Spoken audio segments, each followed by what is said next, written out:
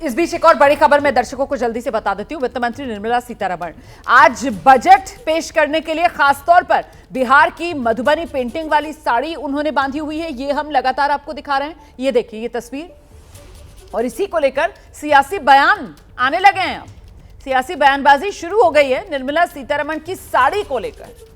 दरअसल बिहार में इसी साल के अंत में विधानसभा चुनाव होने हैं और ऐसे में निर्मला सीतारमण ने जिस तरीके से बिहार की मशहूर मधुबनी पेंटिंग वाली साड़ी बांधी है, इसी को लेकर अब सियासी बयानबाजी शुरू हो गई है। सियासी आर पार भी देखने के लिए मिल रहा है।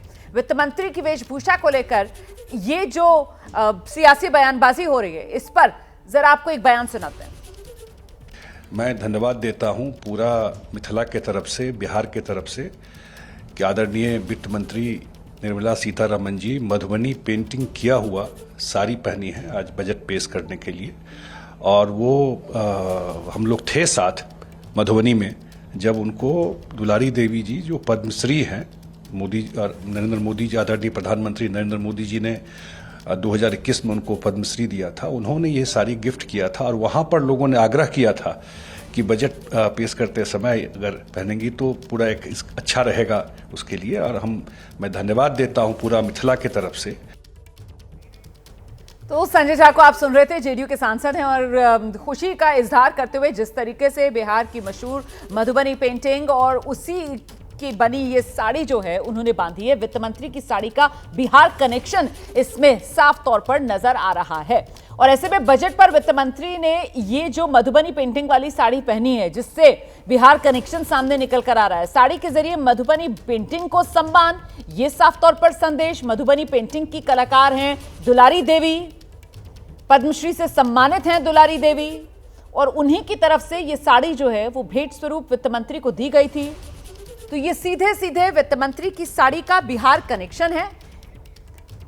इस साल के अंत में बिहार में विधानसभा चुनाव होने हैं और ऐसे में बिहार की मशहूर मधुबनी पेंटिंग वाली साड़ी बांधकर जब वित्त मंत्री निर्मला सीतारमण आज का बजट पेश करेंगी तो बिहार के लिए क्या कुछ खास इस वित्त मंत्री के बजट वाले पिटारे से निकलेगा, इसको लेकर भी हमारी नजर है। हालांकि नहीं भूलना चाहिए कि पिछली बार जुलाई में जो मोदी सरकार का बजट आया था उसमें खासतौर से विशेष पैकेज आंध्र प्रदेश और बिहार, खासतौर से दोनों राज्यों पर बड़ा फोकस सरकार का रहा था। दिबांग को जोड़ना चाह रहे हैं जी। क्योंकि दुलारी देवी की बात हुई तो बता दूं कि दुलारी देवी मधुबनी पेंटिंग करती हैं, लेबरर थी, एक वर्कर की तरह काम करती थी। उसके बाद उन्होंने डोमेस्टिक हेल्प के रूप में काम किया, यानी घर में खाना बनाना, बर्तन साफ करना करती थी। और जिनके घर में ये काम करती थी वो खुद बहुत बड़ी मधुबनी पेंटर थी और उनकी पेंटिंग देख देख के वो ऐसे ही ज़मीन पर बना दिया करती थी लाइनें उसी पेंटिंग की। तो एक बार जब वो जो जिनके घर काम करती थी उन्होंने देखा ये कौन बनाया, तो उनका ये मैंने बनाया। तब उन्होंने पहली बार उनको दी। मैं इनको मिला था पिछले दिनों पटना में, दुलारी देवी को, तो उन्होंने अपनी कहानी बताई किस तरह से वो सीखी, बढ़ी।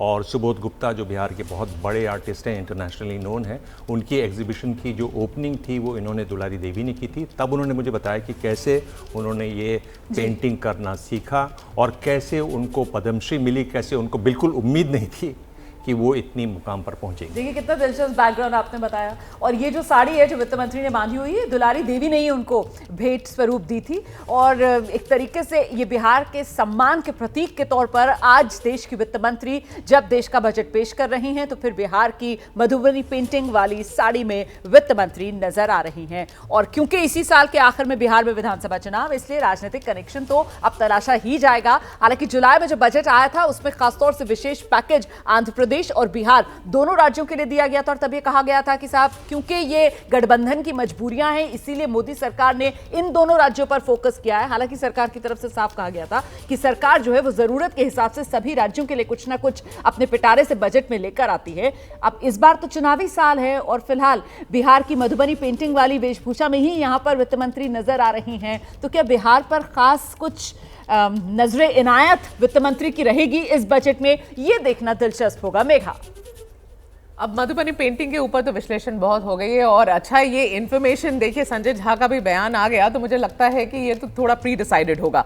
सुबह में हम उतनी साड़ी के बारे में हमें जानकारी नहीं हो रही थी, लेकिन अब जब संजय झा ने ये बयान दे दिया और ये क्लियर किया कि दुलारी देवी ने इनको गिफ्ट किया था ये साड़ी और ये उनसे रिक्वेस्ट की गई थी कि पहना जाए इस साड़ी को, तो आज के दिन, आज जो सबसे महत्वपूर्ण दिन होता है वित्त मंत्री के लिए, आज के दिन उन्होंने ये साड़ी पहनी है। तो ठीक है, ये तो कनेक्शन जो ड्रॉ किया जा रहा है बिहार के इलेक्शन 9 महीने बाद हैं बिहार के इलेक्शन रोमाना, लेकिन ठीक है कनेक्शन अगर ड्रॉ किया जा रहा है, मुझे ये नहीं लगता है कि ये सोचना या समझना सही होगा कि आज बिहार के लिए कोई स्पेशल अनाउंसमेंट होगी या नहीं होगी। ये पहनना एक बात है, अनाउंसमेंट एक दूसरी बात है। जल्दी से मैं 2 नई बातें आपको भी बताना चाहती हूँ। पहला ये है, और ये हमारे टेक सेक्टर के लिए, जो IT सेक्टर है, इसके लिए एक इंपॉर्टेंट चीज हो सकती है।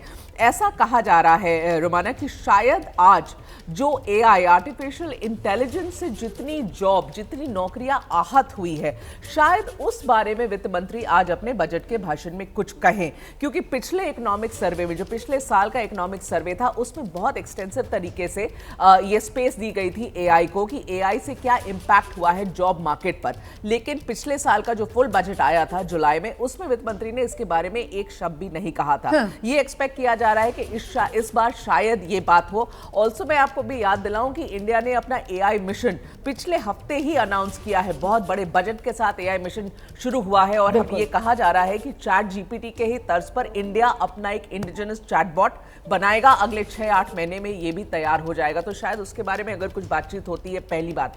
दूसरी, जल्दी से आपको बता दूं, सर्वाइकल कैंसर के लिए पिछले साल, पिछले बजट में वित्त मंत्री ने इसका जिक्र किया था। इस बार हमें बताया जा रहा था कि नेशनल इम्यूनाइजेशन प्रोग्राम जो है, उसके तहत जो वैक्सीन है, HPV वैक्सीन, जो लड़कियों के लिए बनाया गया है, 9 से 14 साल की लड़कियां जिनको सर्वाइकल कैंसर से बचने के लिए वैक्सीन देने की बात की जा रही थी, शायद उसको ऑफिशियली आज रोल आउट कर दिया जाए। सो ये 2 बात देखने की होगी जो आप अलग जिस है। बात का जिक्र कर रही हैं, यामिनी जी के पास मैं लेकर चलती हूँ, इसी बात को वो आगे बढ़ाएंगी और साथ ही साथ वो इनोवेशन, इंक्लूजन, इन्वेस्टमेंट, जो आर्थिक रोड मैप रहा है, वो इसी पर आधारित रहा है और उसी दिशा में ये और आगे बढ़ेगा। जी देखिए, AI पे या इनोवेशन पे या बहुत सारी चीज़ों पे काफ़ी हद तक फोकस रहा है जी। पर अगर हम संसार भर में देखें तो जो AI का डेवलपमेंट रहता है वो एक निजी क्षेत्र पे रहता है और वहीं पे मोटिवेशन रहती है उसको इंक्रीज़ करने की।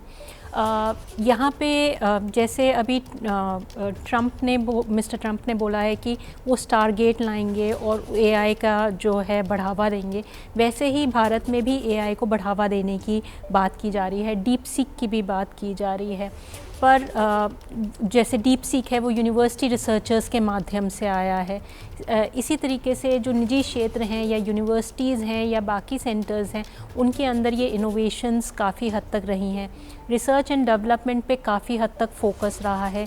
इसरो और DRDO बाकी सब ने भी काफ़ी हद तक रिसर्च की है और इंडिजिनियसली काफ़ी चीज़ों पे प्रोडक्शन की है जी। सरकारी माध्यम से कम सोर्स रहता है, अगर वो सिर्फ डिफेंस में हो या कुछ PSU यूनिट्स के माध्यम से हो या और माध्यम से हो, तो रिसर्च एंड डेवलपमेंट देखा जाता है। निजी क्षेत्र में क्योंकि कमर्शियल इंसेंटिव रहता है तो वहाँ पे ज़्यादा से ज़्यादा हम देखते हैं कि इंसेंटिवाइजेशन रहता है AI को डेवलप करने का। ठीक है, मैं आगे इस चर्चा को बढ़ाऊंगी।